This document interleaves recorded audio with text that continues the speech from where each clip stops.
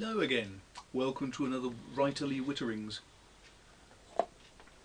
My friend Hans on Facebook has written to me and said actually what he really wanted to know was what an author like me would be reading over Christmas and what would I recommend to other people.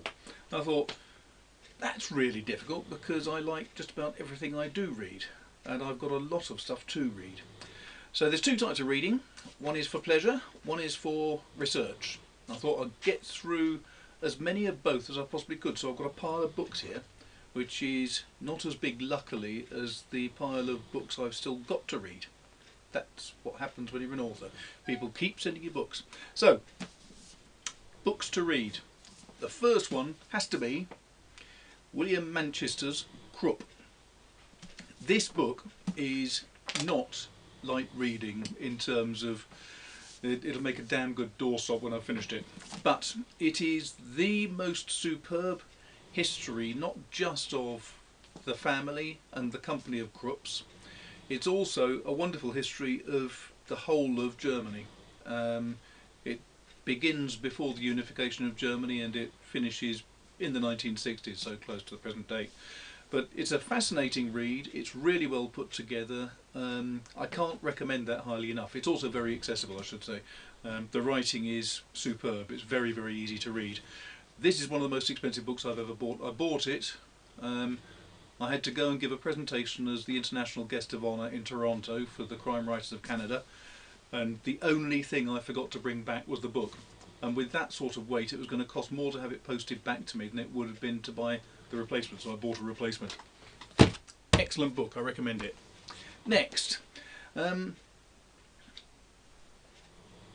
all the way through my 20s, 30s, one of the best BBC reporters on Serbian and Yugoslavian and other affairs was Misha Glenny.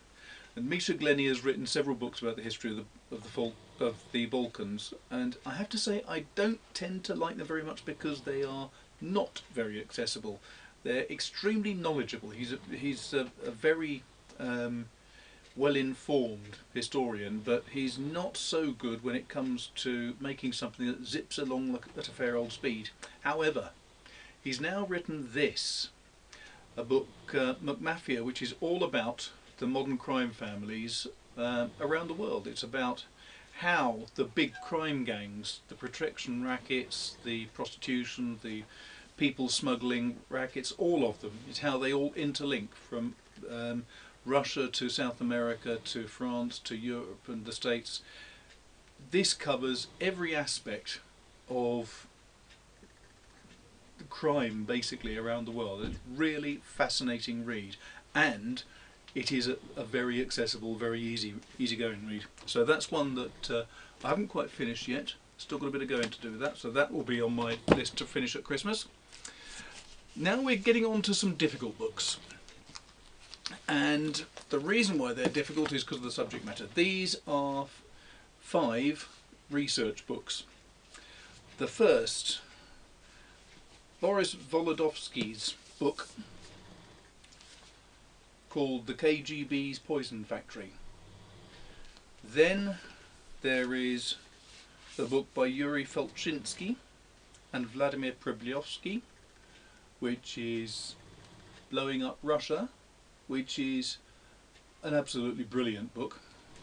And finally, sorry, that was The Age of Assassins. Blowing Up Russia is this book by Litvinenko and Felchinsky. Litvinenko you'll probably remember as the poor devil who was murdered by the KGB in London a few years ago. These 3 books give the recent history of Russia. It is a terrifying history. It's a really rather disgraceful, disgusting history. But Mafia goes into a certain amount of the recent Russian trials and tribulations. These 3 go into it in a lot more detail. I'm in the process of rereading them because I'm hopefully going to be writing a book which will be incorporating a lot of the data from these things. And on a similar note, to try to get a feel for just how corrupt and how dreadful the situation has become in Russia, there are these 2 books by Politkovskaya. Don't know if you remember her. She was the poor young woman who was murdered almost certainly by Putin's thugs in Russia. A journalist absolutely devoted to getting the truth, to telling the Russian people and the world what it was like in Chechnya and other places, and she was murdered for that. Then so was her editor in the paper. Basically there is no free press in Russia anymore. I thought those would be interesting to bring out because they give you the sort of dour, miserable, gritty side of my research.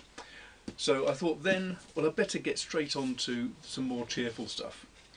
No one should go through life without reading Terry Pratchett. This is his most recent book, I believe, Raising Steam, and it's a joy. It's just an absolute delight. My favourite book of his, I must admit, is not actually one of the Discworld books. It's a book that he wrote with Neil Gaiman called Good Omens, which is cynical, dry, black humour at its very best. Basically he's taken the idea of Rosemary's Baby, Damien and The Exorcist, wrapping them all together and making them funny. An absolutely superb book. I thoroughly recommend that to anyone as well. If you want to start with Terry Pratchett and you're a cynic, Good Omens. Otherwise, get on to Rincewind and The Wizards and The Discworld. Absolutely superb. Now, I'm very fortunate because quite often I'm sent books to review by other people. Possibly the best book in the last few months, I've just finished it, is this. It's called The Beast in the Jungle by Louis Baynard, or Louis Baynard, I don't know how you pronounce his name, it's an American.